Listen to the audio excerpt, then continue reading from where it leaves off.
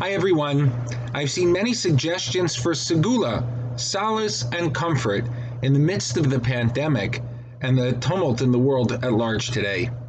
Some have suggested being extremely careful to recite 100 brachos, as David HaMelech did, to stop the plague of his day. Others noted the importance of reciting the Parsha of Ketores, as it too saved lives biblically in the time of a Magifa, of a plague. But today I find myself thinking about a third idea, that of the careful recitation of the story of the Akedah. And thus, this Shabbos of uncertainty, I find myself rethinking the Akedah. There's one part of the Akedah that just keeps on getting me. It's the ram part. After all, by the time the ram was brought, wasn't the Akedah over? And if so, why is the ram still important to us? And by the way, furthermore, although it makes a great theoretical fable, who cares where the ram came from anyway? Or that it got stuck in the svach by the horns? The Torah should just simply tell us the truth. Avraham passed his test, Yitzchak was saved, and all was good. If for good measure and honorable mention you want to mention that Avraham was grateful, say that he brought a ram as a korban. But why all this extra drama about the ram and the thicket and everything else? And finally, the Torah tells us that Avram called the place Hashem Yireh, that Hashem will see, because apparently the power of vision and foresight play a role in the Akedah. And yet, if anything, doesn't the souvenir of the episode, that shofar, which came about from a ram that just happened to be there, distinctly point to a different lesson? Not about foresight, but rather about adaptation. Why the thicket? Why the ram? And why the name in the context of the Akedah? What's it coming to say to you and me? And I believe the answer comes down to the ram and to Avram Avinu in a little known episode called Inattentional Blindness. You see, in 1999, Chabris and Simons published a fascinating study they called The Invisible Gorilla. And in this study, subjects were asked to pay attention to 6 basketball players, 3 who were wearing white and 3 who were wearing black jerseys. They were told to count the number of times that the white jersey players were passing the ball. In the middle of watching the video, a man in a gorilla suit walks through the field of play, waves at the camera, and beats his chest, as you can see in the video attached, and then walks past the players off the screen, all while the players continue to pass the ball around him. What was amazing was that while nearly all of the participants in the study knew how many times the players passed the ball, almost 50%, half of the players, did not notice the gorilla. Simons and Chabris called this fascinating concept inattentional blindness. Inattentional blindness is the failure to notice a fully visible but unexpected object because attention was engaged on another task, another event, or another object. And I believe that the lesson of the Svach and the Ram, and perhaps the takeaway lesson of the Akedah, especially today, is the lesson of inattentional blindness. Remember, Avraham Avinu didn't look to the Akedah and its mission and ask how would he be able to follow the word of Hashem if he and Sarah Imenu were already promised Ki bi Yitzchak yikari l'chazera, that it would be Yitzchak who would be the source of the future. Avram just refused to be blind to the needs of the present moment because of that future. And in that sense, the late great Rav Yehuda Amital Zatzal posited, the lesson that Avraham learned from the Akedah was not about a potential sacrifice of the future, it was about the actual sacrifice of the present. He refused to take off his eye off the mission in life, even for a moment, even for the long-term gain.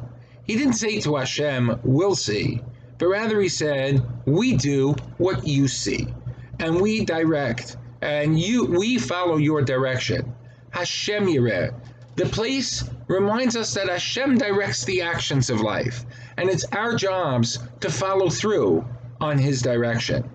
And that serves as a powerful lesson to us today, because Kiddush Hashem, the sanctification of God's name, was achieved at that time.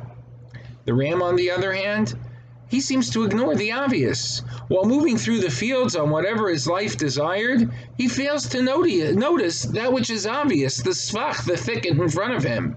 His unintentional blindness made his beauty, those grand horns which proudly adorn the ram, the basis of his ultimate fail.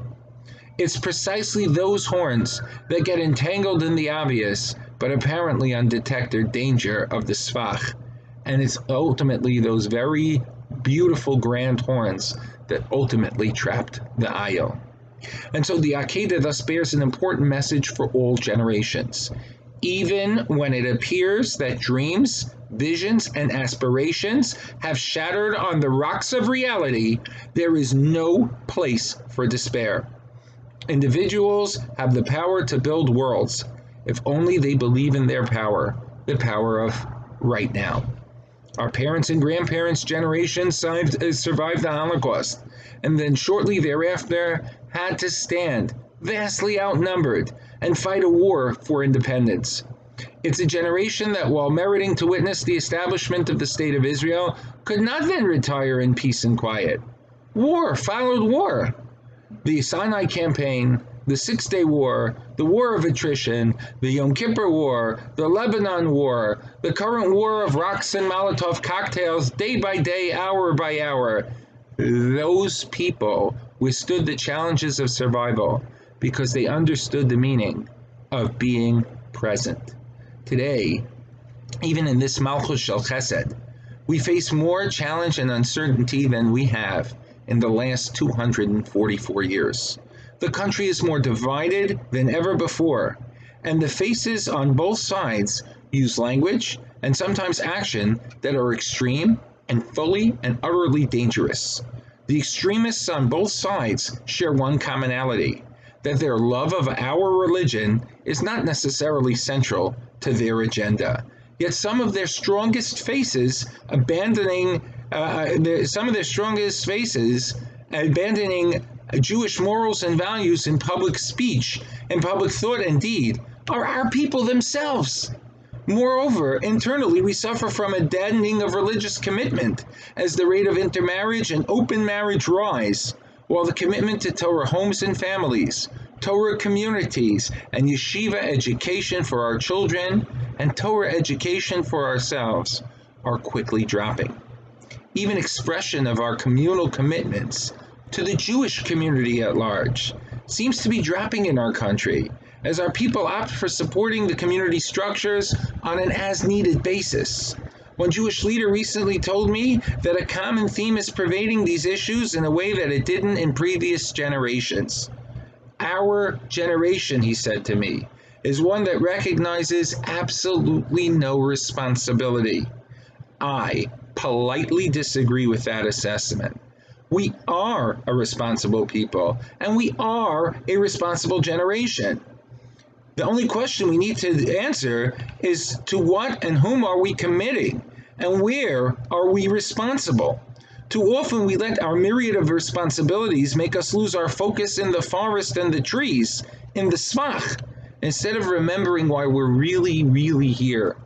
And that purpose is l'sakein olam b'malchus shakai, to fix the world to understand the kingship of heaven. The Yerushalmi in Tainus quotes a Rav Yudan, who noted that the entire day of the Akedah, the ram kept getting caught. First in some brush, then perhaps in a pothole, and each and every time Avram Avinu came to rescue it. And so Hashem told Abraham, your children too will be like that lamb. They too will become entangled in sin and will be given over to other nations. And they too will have their very glory, the stolzkeit, the pride of the Jew, serve as the basis of that entanglement. However, Hashem provided us with an out. Like the ayil who ended his entanglement in the svach of life, we too can take the sounds of the shofar to heart and use them to untangle ourselves. By recalling the true end of the Akedah story, by recalling the unencumbered sounds of the shofar we just sounded a few short months ago, let's usher in a dawn of responsibility towards Hashem in our lives, all the aspects of our lives, in ourselves, making sure we're doing what we can to fix the world. In our families, making sure that our kids are being raised in a home environment, commitment to general responsibility and Jewish values. And in our communities, making them models for the way that life should be held. May we remind ourselves of the real reasons why we're here and reformulate our priorities individually, nationally, and collectively. And in its merit, may the rest of Hashem's promise be fulfilled. Vayeira bayom hahu yitaka b'shofar gadol. On that day, God will use the other shofar, the one that will sound the great sound. Uva'u ha'ovdim be'eretz Ashur v'hanidachim me'eretz Mitzrayim v'ishtachavu la'Hashem b'har hakodesh b'Yerushalayim. May we merit to get there safely and proudly, and may we all be able to get there by achieving that mission. Shabbat Shalom to all.